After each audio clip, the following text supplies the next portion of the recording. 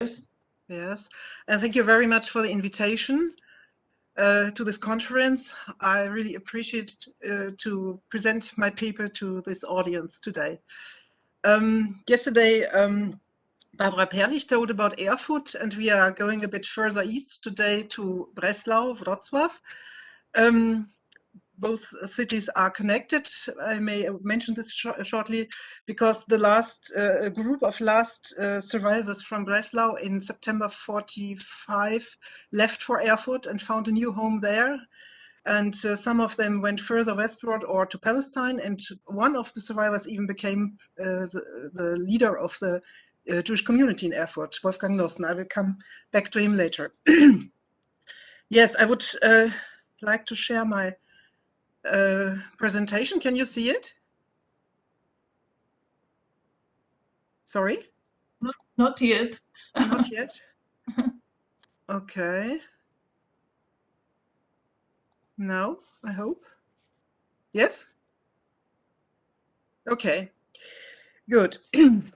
We go back to the time before the Second World War, when the third largest Jewish community in the German Reich lived in the Silesian city of Breslau, today Wrocław in Poland. In 1925, it had about 24,000 members, 10% of whom were Polish Jews.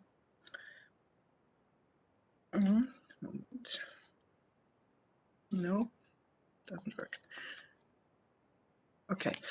As in other places in Germany, Jews in Breslau were gradually excluded from public, business, and professional life after 1933, and eventually forced out of urban areas, streets, and houses.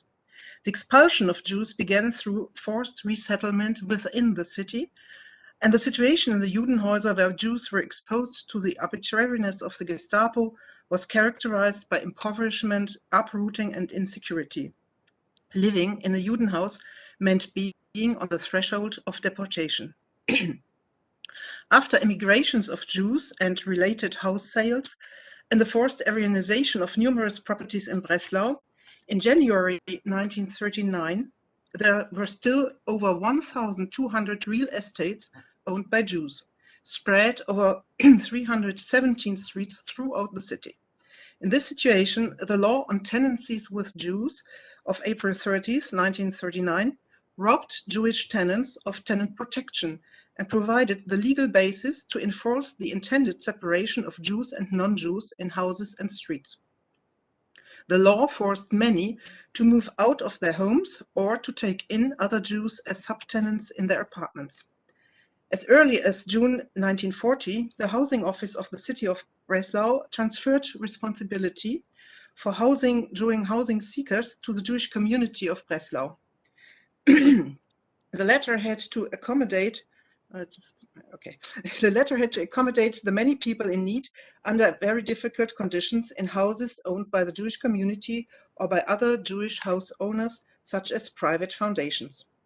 Plans to push the Jewish population to the outskirts of the city were rejected after it became clear that better, more modern housing was available rather there than in the center.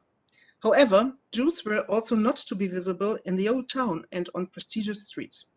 Moreover, in the second half of the 1930s, big changes were discussed to establish a Nazi Gauforum and huge places and representative access roads for Nazi manifestations in Breslau, plans which finally were not realized. During the period of National Socialism, the Jews of Breslau had to change their places of residence again and again, not only due to the deterioration of their economic situation and Aryanizations, but due to the new law on tenancies with Jews. After the law came into force in April, the Schlesische Tageszeitung wrote on May 10, 1939, that Jews should in future be grouped together in certain houses in order to achieve the goal of as complete a separation as possible, what you can see here on the slide. For the concrete implementation of the law in Breslau, the mayor issued the order on the registration of rooms in June 1939. According to this, written notification had to be given of the rooms rented to non-Jews and the rooms rented to Jews, including the subtenants living there. In the course of 1940, the consequences of the law and the obligation to obtain permission for subletting became increasingly noticeable. Because of the long discussions about the locations of Judenhäuser, it was not until the end of 1940, beginning of 41, that a list of 81 Judenhäuser was drawn up in Breslau, into which the Jewish population was forcibly admitted from the spring of 41. At that time, in March 41, there were only 9,200 Jewish people left in Breslau.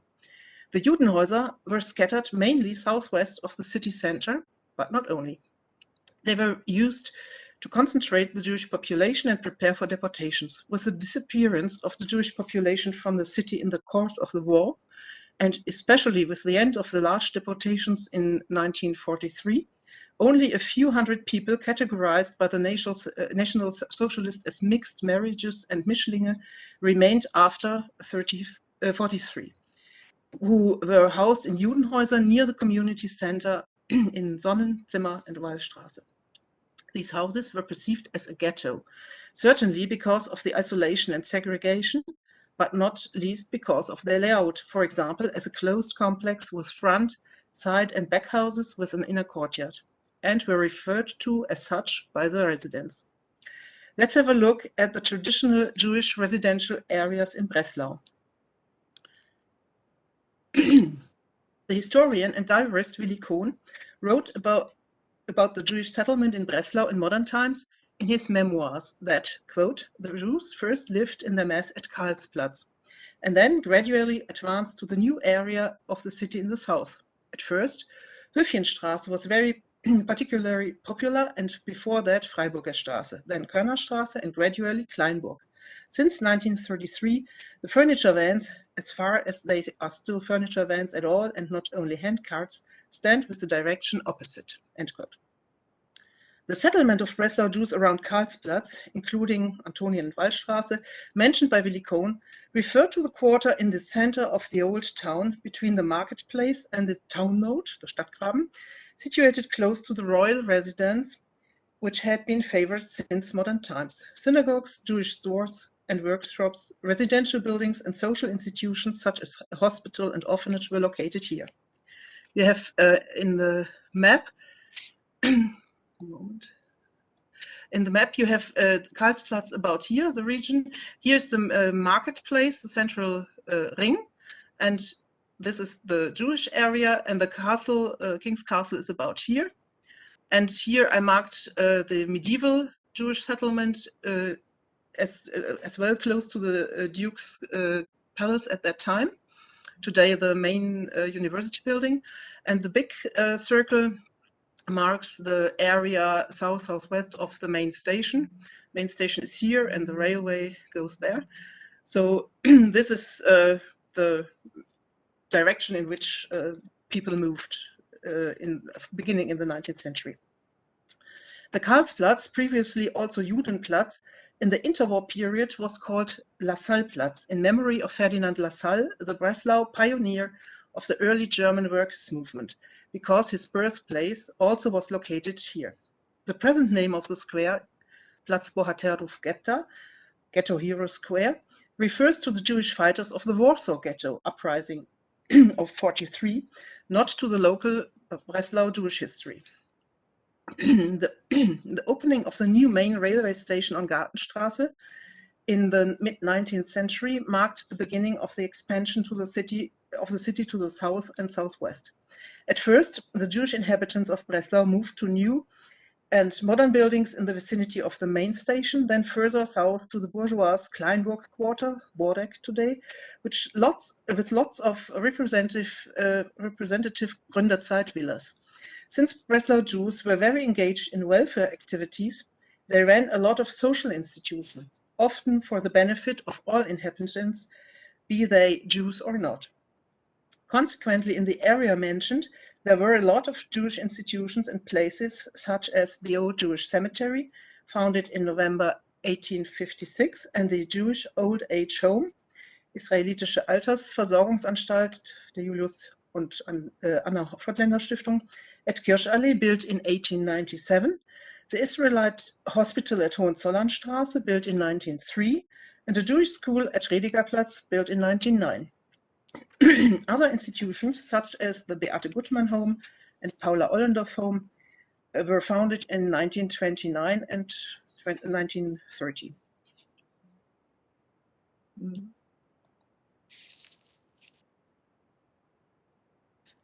81 Judenhäuser in Breslau.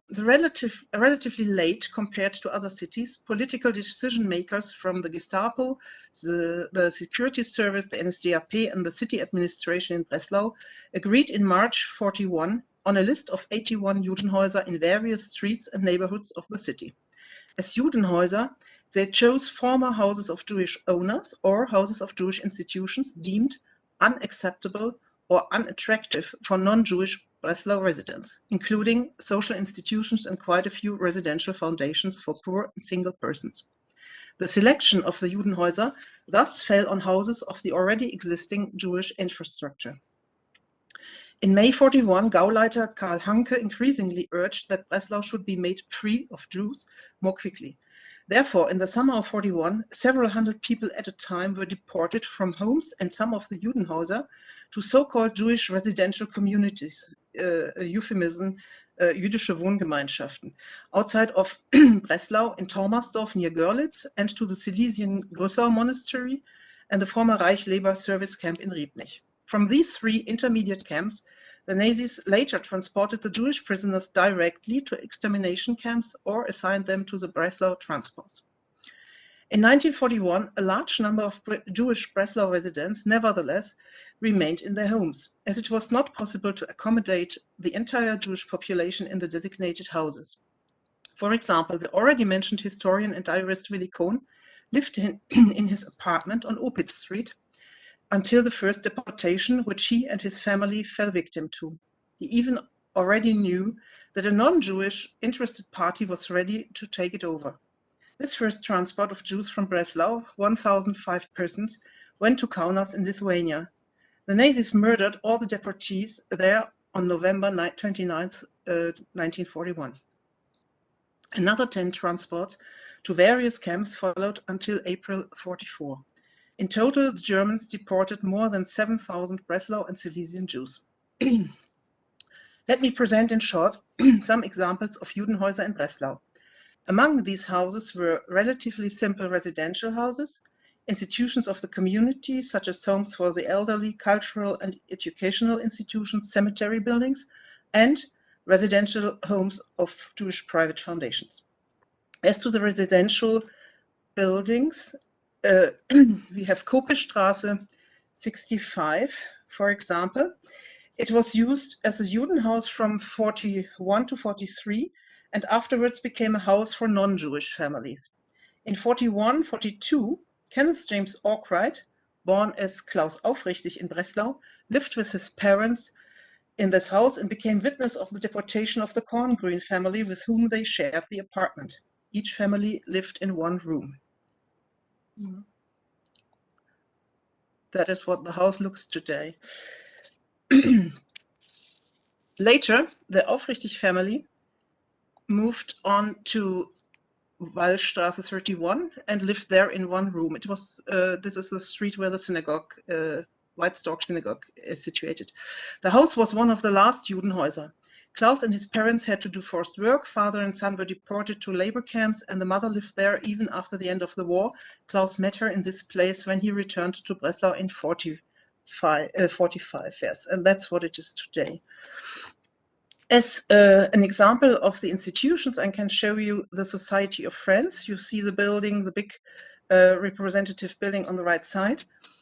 The Society of Friends, Neue Graupenstraße, was the former Jewish clubhouse built in 1877 and was the major social meeting point for all kinds of celebrations and festivities. It had a restaurant, a library, and meeting rooms. In 1941, it became a Judenhaus and later even one of the Breslau collecting points before deportations. It fulfilled a lot of functions for the Jewish community and served as a school, prayer house, community kitchen, theater, and cultural center of the Jüdischer Kulturbund and administration building. Now I have some examples of dormitories of Jewish foundations. One is the Zufluchtshaus, Refuge House, Friedrich-Wilhelm-Straße, Willmannstraße. In this refuge house of the Kommerzienrat Fränkische Stiftung, the prayer room, you can see here the view from the courtyard. The prayer room was dissolved in 1939 and was converted into 8 small apartments, single rooms of about 12 to 13 square meters, to meet the great housing shortage of the Jewish population. It was especially meant to give a home to old people who lost their homes because of the new law on tenancies with Jews of the same year. The first 8 residents moved in February 1940. Nobody survived the year 42. The inhabitants were deported to different camps. Only one person died in Breslau before. Another house is Trinitasstraße 4. It is a large multi-story dormitory of the Löbel and Henriette Schottländer Familienstiftung. It became the last address for many Breslau Jews. It was perfectly suited to house lots of people. The small rooms were overcrowded and people lived in great fear of deportations. The nurse Judith Sternberg, probably the only woman to survive the biggest Breslau deportation to Auschwitz in March 43, more than 1,400 people, lost her entire family who had last lived here. In her memoirs In the Hell of Auschwitz, Judith Sternberg reports that her mother was told to, quote, "Hurry up and get out of here, you won't be needing your things anymore," end quote.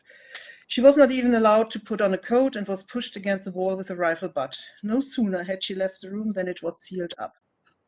This house doesn't exist today. Another example is Viktoriastraße 33. The house belonged to the Heinrich Neumannsche Stiftung and had been built in 1903 by the architects Richard and Paul Ehrlich, both deported to Theresienstadt, Richard in 42 and Paul in 43. The house was built as a residential home. The 4-sided closed complex with an inner courtyard has been preserved until today, and even today gives the impression of a closed complex. A last example is Sonnenstraße 21. The houses number 19 and 21 belonged to the Kommerzienrat Adolf and Mathilde Sternberg Foundation.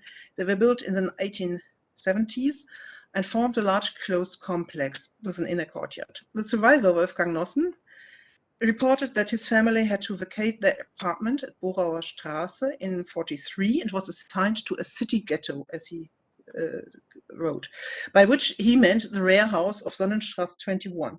On the first floor, the family of 7 had 2 rooms with a kitchen and a cabinet. Wolfgang Nossen writes, quote, "House number 19 and 21 were Jewish property and each included front, side and back houses with 5 floors, so a lot of accommodations. 2 reliefs in the shape of the Star of David were emblazoned above the entrance gate with the name of the Jewish Foundation in between. For us, it was like ghetto. Everyone knew and talked about the Judenhäuser." End quote. The importance of the places. A large part of the residential and foundation houses were destroyed towards the end of the Second World War. Among them were the houses at Trinitasstraße 4 and Sonnenstraße 21, which, for example, were the last residences of Breslau Jews who were deported to Izbica in 42.